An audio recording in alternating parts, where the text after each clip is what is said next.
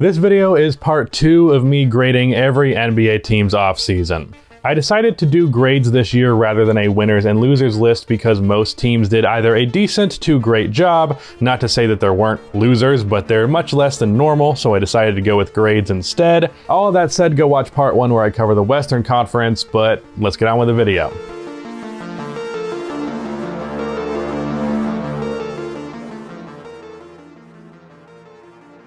Before I continue on with this video, about half of the people that watch these videos are not subscribed, so if you fall into that 50%, then please subscribe. I'm trying to hit 200K on this channel by the end of the year, so your subscription will be much appreciated. Also drop a like on this video, it only takes 1 second and it makes a massive difference. The Philadelphia 76ers really did not do much this offseason, and that's just not cool considering the situation that they are in. I can point out the smaller moves or make fun of the Drummond signing like a lot of people have, but ultimately the biggest problem lies with Ben Simmons still being on this roster. I honestly never thought that Ben and Embiid would really work on the level they wanted to, but add Ben's regression onto that factor, and it's very clear that these two can't continue playing together and expect success in that. I don't know what specific trade they do, but I know it needs to happen. So the Sixers out of the gate are going to be the only team for me that gets an F because they just have not done what they needed to do. The lighter moves that they have done have not been positive. Also, what the fuck was up with the George Hill thing?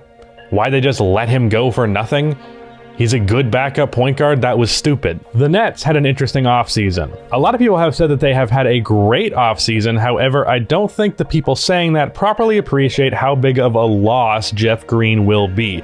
Patty Mills is a great pickup. However, with this Nets team, if I could choose a really good point guard to add to the team or keep your really good 5, I'm going with the 5. Jeff is a great floor spacer, solid play finisher, and a capable interior defender, and his loss mitigated the addition of Patty Mills to me pretty substantially. As for the draft picks this year, I don't know much about them, so I can't weigh in there. So I guess I'd give them a C. I really don't think the addition of Patty Mills is so significant that it mitigates the loss of Jeff Green. You just end up kind of neutral there for me. Overall, it's not going to matter that much though, because they're still my pick to win the championship this year, but I don't think it was as big of an offseason for them as some people have said. The Bucks have made a handful of smaller moves that I think will go under the radar, but ultimately be really impactful. Getting George Hill to replace Jeff Teague is a hell of an upgrade. Bringing Bobby Portis back was huge.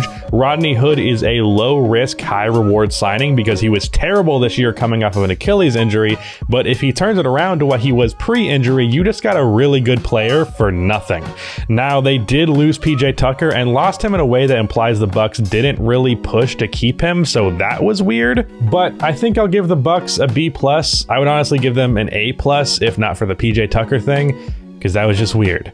The Knicks offseason has been a bit hotly contested, mostly due to the Knicks giving Evan Fournier nearly $20 million a year, but honestly, that's pretty much exactly what he's worth, not to mention exactly what the Knicks need. A really good outside shooter who can score the ball as well. The Knicks were lacking in offense. They added offense.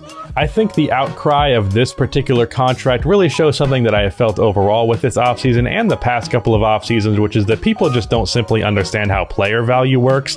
A good starting shooting guard who is like an 18 point per game scorer, that guy goes for like $20 million a year, which is what Evan Fournier got. If you are a good starter, your asking price is pretty much between 15 to like 21, 22 million. On top of Evan, they added Kemba Walker in a very cheap deal, and they brought back Derrick Rose. I do think their guard rotation gets a tad crowded and weird with these signings, but ultimately, too much talent is a better problem than not enough. I'll give the Knicks a B+.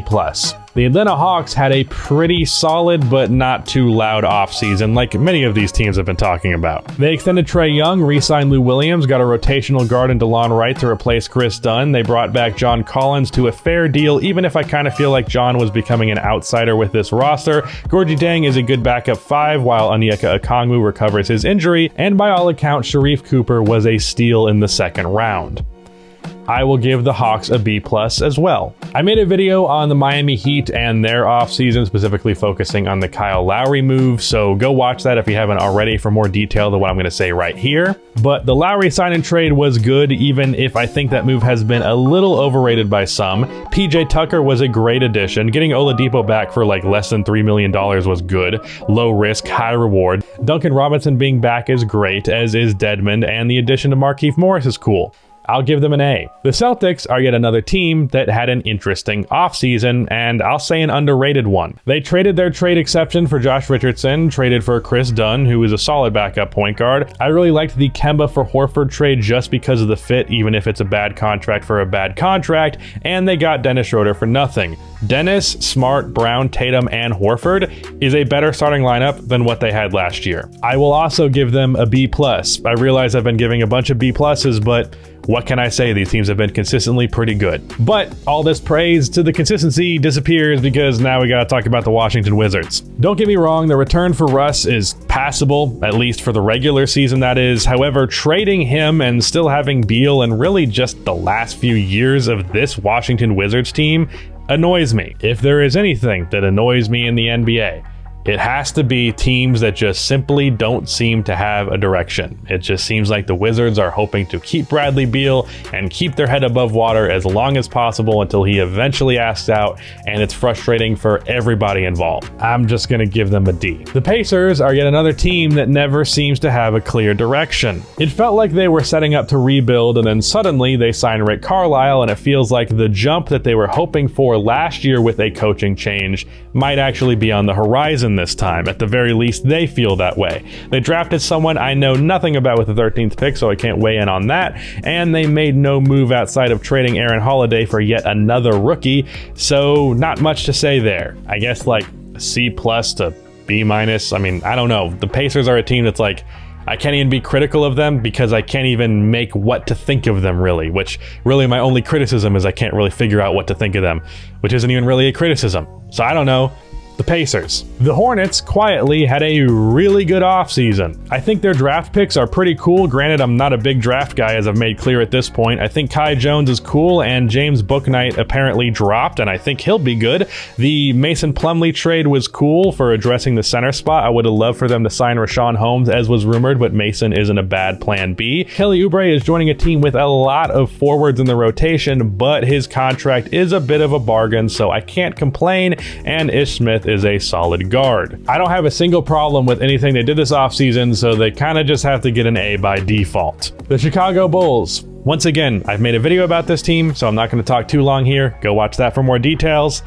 I tend to talk long about the Bulls, so I'm going to try and keep it brief. Long story short, the Bulls did awesome, and if you think otherwise, you are dumb and you should feel bad about yourself. Your mother doesn't love you and she never will. I would make a joke here about how that was too far, but no, that's true and I stand by it. The DeRozan fit is quite literally better than every other team in the league could have given him. His lack of a jump shot will always be awkward for any team, so every media person acting like that's some fucking massive discovery can stop that now. The Bulls have 4 shooters around DeMar, all capable of finishing plays for him, and that's fantastic for him.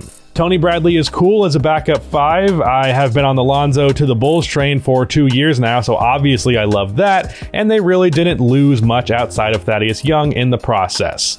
The Bulls get an A. Call me biased if you must. The Raptors sure are in a weird spot. You know, for as much credit as we like to give Masai Ujiri for his talent, he hasn't done the best job of establishing a direction ever since Kawhi Leonard has left. I do love what I've seen from Scotty Barnes thus far in the Summer League, but I'm not sure what they're doing with another forward on a team where Pascal and OG Anunoby are the best players on the team. The Trent contract is cool. I like Precious Achiuwa, even if I think he's one of those players who gets a weird amount of attention for how good he actually is. Don't get me wrong, I think he can be quite good, but like, I don't understand why he has such a large fan base. Khem Birch is really underrated, and I like them bringing him back, though now their center position is clogged with those two and Chris Boucher. But all of this kind of molds into a bunch of blah. It's neither good nor bad. It's neither contending nor rebuilding. It's just like, what exactly are we doing here? And as I said, teams that do this kind of teeter the line between and don't really choose a direction frustrate me, but at the same time, I also liked every move they made this offseason, even if they didn't choose a direction like I'd like. So I guess I'll just give them a C+ rather than being as harsh as I could be. But I feel like the Raptors have been a little under-criticized for the not choosing a direction that they have not chosen. I was gonna say that they have, but they haven't. Oh my God. Moving on. The Cleveland Cavaliers got Evan Mobley and brought back Jarrett Allen. I'm gonna give them an A for that. I don't even need to go into detail. It is quite simple. The Magic landed Jalen Suggs, which was one of the surprises of the draft because everyone had Suggs going to the Raptors at 4, but a guard who can score is something that this team needs. I do wonder what it means for Markelle Fultz and RJ Hampton, but ultimately I think it was a good pick. They had their pick via the Bulls trade, which was Franz Wagner. I will not root for his downfall because he was picked with the Bulls pick. However, if he ends up being really, really good, I'm going to be a little bit sad. I think the Bulls did a good job. They finally moved on from mediocrity by making the trades they did at the deadline, and I've been hoping they would do that for years now, so I'm going to give them an A. The Pistons landed Cade Cunningham. They get an A+. It's as simple as that. Shout out to Nick for being a Pistons fan, and shout out to Rudy for editing this video. But that is the end of this video. Please be sure to like and subscribe for NBA content like this, and cue the outro music.